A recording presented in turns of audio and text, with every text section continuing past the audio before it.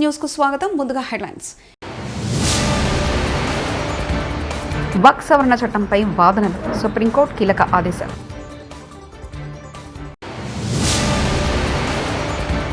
Revanth Reddy HCU భూములపై చేసిన కుంభకోణంపై మోదీ విచారణకు ఎందుకు ఆదేశించడం లేదు? కేటీఆర్. నేను హోంమంత్రినైనా మా అమ్మాయిని లైవ్ లొకేషన్ పెట్టమంట అనిత.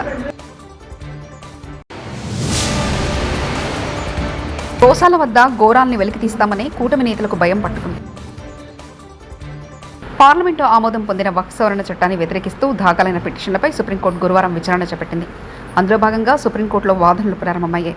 అయితే వక్ఫ్ చట్టంలోని కొన్ని అంశాలపై స్టే ఇస్తూ మధ్యంతర ఉత్తర్వులు ఇస్తామని బుధవారం సిజేఐ ధర్మాసనం స్పష్టం చేసిన సంగతి తెలిసిందే. ఈ నేపథ్యంలో కేంద్రం ప్రభుత్వం తరఫున ఎస్డి తుషార్ మొహతా వాదిస్తున్నారు. ఈ క్రమంలో కొన్ని సెకండ్లను మాత్రమే చదివి నిర్ణయం తీసుకోవద్దని ఆయన ధర్మాసనాన్ని కోరారు. నేషనల్ హెరాల్డ్ కాంగ్రెస్ పార్టీ పత్రిక అది నష్టాల్లో ఉందని కాంగ్రెస్ పార్టీ రుణం ఇచ్చింది. దాంతో మనీ లాండరింగ్ ఎక్కడుంది? టీపీసీసీ అధ్యక్షుడు మహేష్ కుమార్ గౌడ్ ఇక్కడ మనీ లాండరింగ్ జరిగిందని ఒక పూచితోని 2014లో బీజేపీ ప్రభుత్వం వచ్చిన నాటి మొదలుకొని ఇప్పటి వరకు గాంధీ కుటుంబాన్ని బాధ పెడుతూ వస్తా ఉన్నారు. మన పేపర్కి మనం అప్పించుకున్నాం. నేషనల్ హెరాల్డ్ అనేది కాంగ్రెస్ పార్టీ యొక్క పేపర్. అది నష్టాల్లో ఉంది, జీతపత్యాలకు డబ్బులు లేవనుకున్నప్పుడు మన పేపర్కి మన పార్టీ అప్పు ఇచ్చుకుంది, రుణం ఇచ్చుకుంది.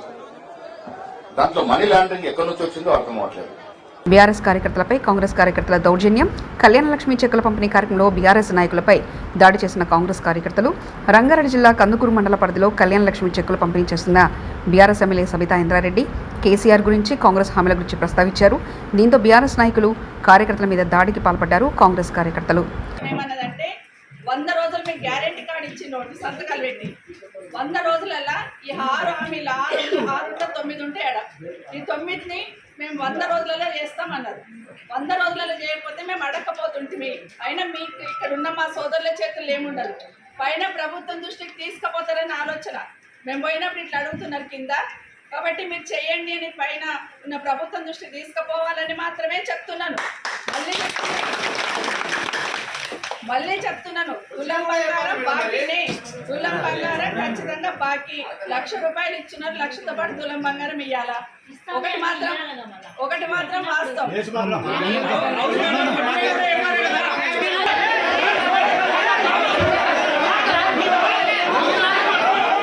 రేవంత్ రెడ్డి 5 ఏళ్లు అధికారంలో ఉండాలి. ఈ దిక్కుమాలిన ప్రభుత్వాన్ని కూలగొట్టే కర్మ మాకు లేదు. ప్రజల కోపం వస్తే వాళ్ళే రోడ్డెక్కి ప్రభుత్వాన్ని తొక్కుతారు. బంగ్లాదేశ్లో లాగా పెద్ద పెద్ద నియంతలే కొట్టుకుపోయారు. రేవంత్ రెడ్డి ఎంత? ప్రభాకర్ రెడ్డి చెప్పింది అక్షర సత్యం. మా దగ్గర కూడా ప్రజలు వచ్చి ప్రభుత్వాన్ని కూల్చాలని చెప్తున్నారు. కానీ 5 ఏళ్లు రేవంత్ రెడ్డి అధికారంలో ఉండాలి. అప్పుడు ఇంకో 20 ఏళ్లు కాంగ్రెస్ పార్టీకి ఓటేయాలంటే భయపడతారంటూ కేటీఆర్ వ్యాఖ్యానించారు. 2004లో మాతో పాటు కలిసి పోటీ చేశారు వీళ్ళు, ఇదే కాంగ్రెస్ వాళ్ళు. పోటీ చేస్తే 26 మంది మేము గెలిచినాం. అలా మా ఎమ్మెల్యేలు 10 మందిని గుంజుకపోయి కాంగ్రెస్లో కలుపుకోలేదా? నిజం కాదా? ఇక మా లక్ష్మారెడ్డి సాబ్ ఇన్నే ఉన్నాడు, ఆయన గెలిచిండారు 2004లో. మాతో పాటు 26 మంది గెలిస్తే అసలు పార్టీ ఫిరాయింపుల సంస్కృతికి తెలంగాణలో బీజం వేసింది ఎవడండి? కాంగ్రెస్ వాడు కాదా? వాళ్ళు తీసుకున్నదే వాళ్ళు.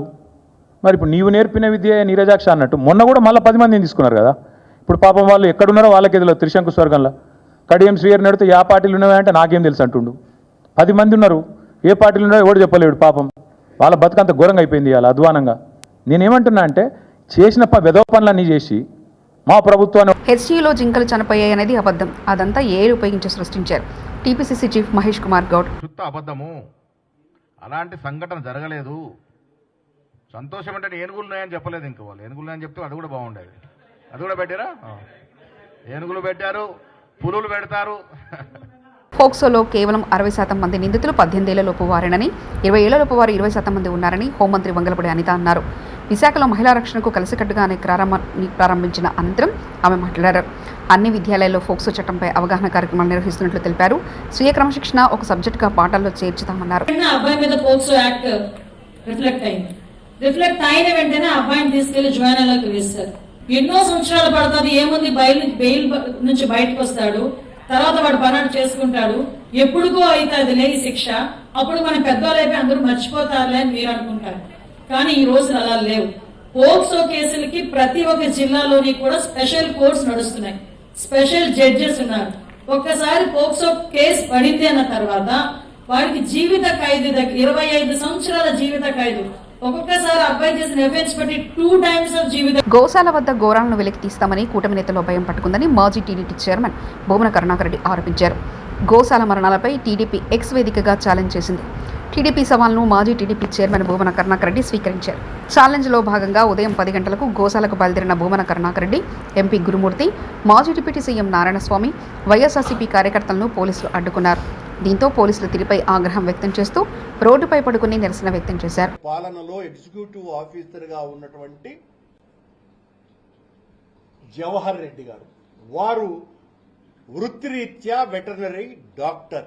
ఆయన చాలా దూరదృష్టితో గోశాలను సంస్కరించాలా అన్న ఉద్దేశంతోనే ఆ విజిలెన్స్ ఎంక్వైరీ వెయ్యటమే కాకుండా 550 గోవులను రాజస్థాన్, మధ్యప్రదేశ్, పంజాబ్ రాష్ట్రాల నుంచి సాహేవాల్, గిర్, కాంక్రీజ్ ఇలా నాణ్యమైనటువంటి ఆవులను దాతల చేత, అది కూడా TV9 అధినేత అయినటువంటి శ్రీ రామేశ్వరరావు గారు, రిలయన్స్ ప్రపంచానంతా కూడా ప్రఖ్యాతిగాంచినటువంటి పారిశ్రామికవేత్త చంద్రబాబు సారథ్యంలోని కూటమి ప్రభుత్వం గురువారం ఎస్సీ వర్గీకరణ ఆర్డినెన్స్ జారీ చేసింది. బుధవారం ఈ బిల్లు గవర్నర్ అబ్దుల్ నజీర్ ఆమోదం పొందింది. దీంతో ఈరోజు న్యాయశాఖ ఆర్డినెన్స్ నంబర్ 2/2025 జారీ చేసింది. ఈ మేరకు న్యాయశాఖ సెక్రటరీ గొట్టపు ప్రతిభాదేవి ఉత్తర్వులు జారీ చేశారు. చింతామోహన్ కేంద్ర మాజీ మంత్రి, కాంగ్రెస్ పార్టీ సీనియర్ నాయకులు ప్రెస్ కాన్ఫరెన్స్. దేశంలో ప్రజాస్వామ్యం అరుంధతి నక్షత్రంలా తయారవుతుందని, పత్రికా స్వేచ్ఛ కూడా మెల్లమెల్లగా అరుంధతి నక్షత్రంలా మారుతుందని, జర్నలిస్టులకు స్వేచ్ఛ కరువైందని, నిజాలను నిర్భయంగా రాయలేకపోతున్నారన్నారు. మీడియా సంస్థలు, యజమానులు, వ్యాపారులు చేసుకుంటున్నారు. బీజేపీ ఇటీవల పార్లమెంట్లో బిల్లు తీసుకొచ్చిన దాని పేరు వక్ఫ్ బోర్డ్ చట్. అంబేద్కర్ డేకి పార్లమెంటుకి వెళ్ళారు. నాకు గత 40 సంవత్సరాలుగా 14వ తేదీ అంబేద్కర్ స్టాచ్యూ దగ్గర పోయి పువ్వు పెట్టి దండం పెట్టి రావడం నాకు అలవాటు. కారణం అంబేద్కర్ భార్య నన్ను రాజకీయాల్లో తీసుకొచ్చింది కాబట్టి కృతజ్ఞతగా అంబేద్కర్ పైన గౌరవంతో పువ్వు పెట్టడం వచ్చేది అలవాటు. అయ్యా అక్కడికి ప్రధానమంత్రి వచ్చాడు, ఈయన లీడర్ ఆఫ్ అపోజిషన్ వచ్చాడు, మల్లికార్జున ఖర్గే ఉన్నాడు, రాహుల్ గాంధీ ఉన్నాడు. అసలు ప్రజాస్వామ్యం అంటే ఏంటి? నాకైతే నవ్వు వచ్చింది. ఏ మోదీ, బ్రిటిష్ వాళ్ళకే భయపడని పార్టీరా మాది మోదీ. అమిత్ షాలు దరిద్రులు, కేడీలు, దొంగలు. మోదీ స్వాతంత్ర సంగ్రామంలో మీ పాత్ర ఏంటిరా? 2029లో మోదీని తన్ని జైల్లో వేస్తారు. ఆర్ఎస్ఎస్ మోదీ లాంటి దరిద్రపు గొట్టు నాయకుడిని దేశానికి ఇచ్చింది మోదీ. మేము ఈ దేశానికి స్వాతంత్రం తెచ్చినాంరా. కాంగ్రెస్ ఎమ్మెల్సీ అద్దంకి దయాకర్. భయపడని కాంగ్రెస్ ఇది బీజేపీకి ఎంత భయపడుతుంది అనుకున్నాం అని చెప్పి ఈరోజు హెచ్చరిస్తున్నాం.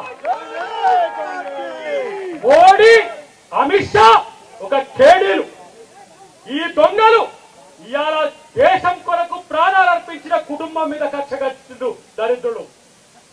ఈరోజు ఎక్కడ్రా మీ స్వాతంత్ర సంగ్రామంలో మీ పాత్ర?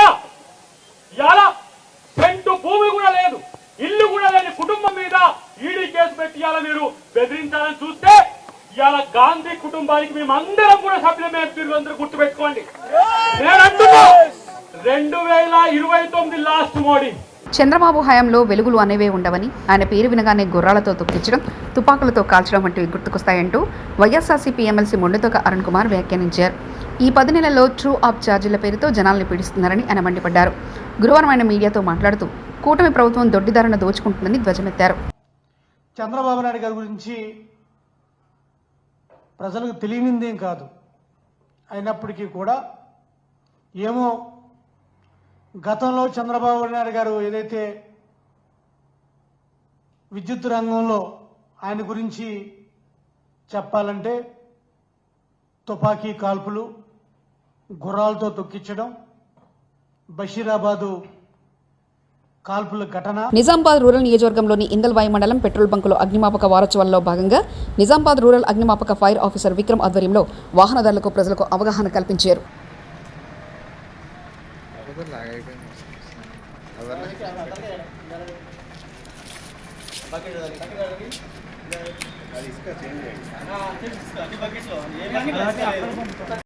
అగ్నిమాపక వారోత్సవాలు ఏప్రిల్ 14 నుంచి 20 వరకు పురస్కరించుకొని ప్రతిరోజు ఒక్కొక్క ప్రాంగణంలో అవగాహన కార్యక్రమం అనేది నిర్వహించడం జరుగుతూ ఉంది. దానిలోనే భాగంగా ఈరోజు స్థానిక Indalwai petrol pump Indian oil నందు డిఎఫ్ఓ నిజామాబాద్ గారి ఆదేశానుసారం నిజామాబాద్ రూరల్ ఫైర్ స్టేషన్ ఆధ్వర్యంలో ఈరోజు అవగాహన కార్యక్రమం అనేది నిర్వహించడం జరిగింది.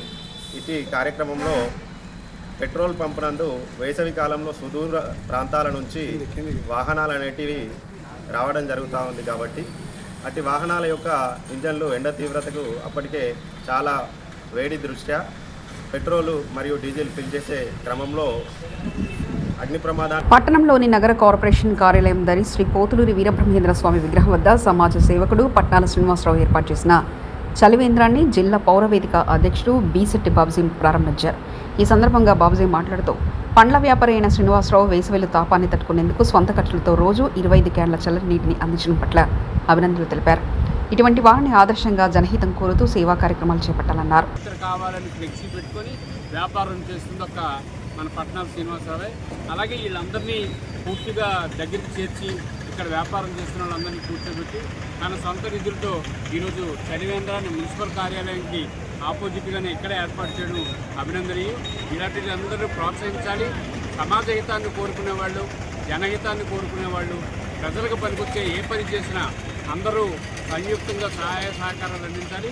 ఈ చలివేంద్రాన్ని ప్రారంభించడానికి నన్ను ఆహ్వానించినందుకు ప్రత్యేకమైన ధన్యవాదాలు తెలియజేసుకుంటూ ఈ చలివేంద్రం బాగా ఉపయోగపడాలని ఈ చలివేంద్రాలని అన్ని ప్రాంతాల్లో పట్టణం అడుగుమూలలో కూడా వ్యాపారస్తులు ఏర్పాటు చేయాలని చెప్పి జిల్లా పౌరవేదిక అధ్యక్షుడిగా నిజామాబాద్ జిల్లా మోర్తాడ్ మండల బీఆర్ఎస్ పార్టీ కార్యాలయంలో బీఆర్ఎస్ పార్టీ అధ్యక్షులు కల్లెడ ఏరియా విలేకరుల సమావేశం నిర్వహించారు. ఈ సమావేశంలో ఆయన మాట్లాడుతూ బుధవారం రోజున భీమ్గల్ మండల కేంద్రంలో జరిగిన కళ్యాణలక్ష్మి షాదీ ముబారక్ చెక్కుల పంపిణీ చేసేందుకు మంత్రి జూపల్లి కృష్ణారావు వచ్చారు.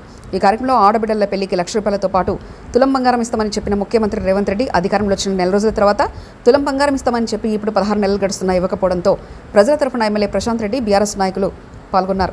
తులం బంగారం ఇస్తామని మాట ఇచ్చారు. దాన్ని 6 గ్యారెంటీలలో పెట్టడం జరిగింది. అది ప్రజలందరూ తెలుసు. వారి మెన్పచ్చలో పెట్టడం జరిగింది.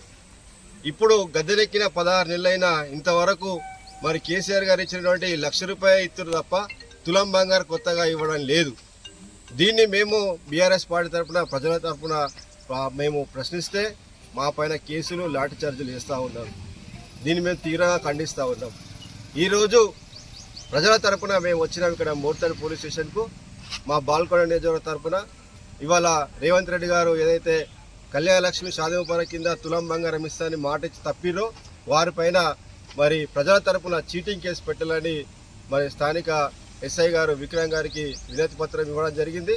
మరి దాని వెంటనే వారు చీటింగ్ కేసు ఫైల్ చేసి రేవంత్ రెడ్డి పైన ఈ ప్రభుత్వం పైన చర్యలు తీసుకోవాలని మేము డిమాండ్ చేస్తున్నాం. అదేవిధంగా నిన్న భీమ్గల్లో జరిగినటువంటి లాఠీ చార్జీని కూడా మేము కాంగ్రెస్ పార్టీ చేయించిందని మేము ఈ సందర్భంగా భావిస్తూ మరి ఇలాంటి చర్యలు నిజామాబాద్ జిల్లా మోర్తాడ్ మండల కేంద్రంలో ప్రజానిలయంలో నిన్న భీమ్గల్లో జరిగిన ఘటనపై విలేకరుల సమావేశం నిర్వహించారు. బాల్కొండ నియోజకవర్గం కాంగ్రెస్ పార్టీ ఇన్ఛార్జ్ ముత్యాల సునీల్ కుమార్ రెడ్డి మాట్లాడుతూ బాల్కొండ ఎమ్మెల్యే ప్రశాంత్ రెడ్డి నిన్న జరిగిన కళ్యాణలక్ష్మి షాదీ ముబారక్ చెక్కుల పంపిణీ కార్యక్రమంలో ఓ వీధి రోడ్డులా ప్రవర్తించారు. ఒక కేబినెట్ మంత్రి నియోజకవర్గానికి వస్తే గౌరవించలేని ఎమ్మెల్యే శాసనసభ సభ్యత్వానికి అనర్హుడు. ప్రశాంత్ రెడ్డి మంత్రిగా ఉన్నప్పుడు ఆయనను అడ్డుకోవాలంటే మాకెంతటి పని? బాల్కొండ నియోజకవర్గంలో ప్రజలకు ఇబ్బందులు అయోమయానికి గురి చేయొద్దు అన్న ఉద్దేశంతో ఆనాడు విజ్ఞాపనలో అభ్యర్థులను చేశాను తప్పితే ఏనాడు భౌతికంగా ఎటువంటి చర్యలకు దిగలేదని తెలిపారు. గత 2 రోజుల నుంచి వార్తలన్నీ వస్తున్నాయి. ఏ విధంగానైనా ఈ ప్రోగ్రామ్ని డిస్టర్బ్ చేయాలా, గుండాలందరూ కూడా ప్రేరేపిస్తూ ప్రశాంత్ రెడ్డి మరి వారి తమ్ముడు ప్రేరేపిస్తున్నట్టుగా మా దృష్టికి వచ్చింది. ప్రజాస్వామ్యంలో అందరికీ నిరసన తెలిపే హక్కు ఉంది, కానీ దానికి పద్ధతి ఉంది. గత 10 సంవత్సరాల్లో టీఆర్ఎస్ పార్టీ అధికారంలో ఉంది. మరి వారు కూడా మినిస్టర్లు ఉన్నారు. ఏనాడైనా కాంగ్రెస్ పార్టీ కానీ ఇంకా ఏ ఇతర పార్టీ అయినా ఈ విధంగా ఎక్కడైతే ప్రభుత్వ కార్యక్రమాలు జరుగుతాయో అక్కడ ఖర్చుని వక్ఫ్ సవరణ చట్టంపై వాదనలు, సుప్రీంకోర్టు కీలక ఆదేశాలు.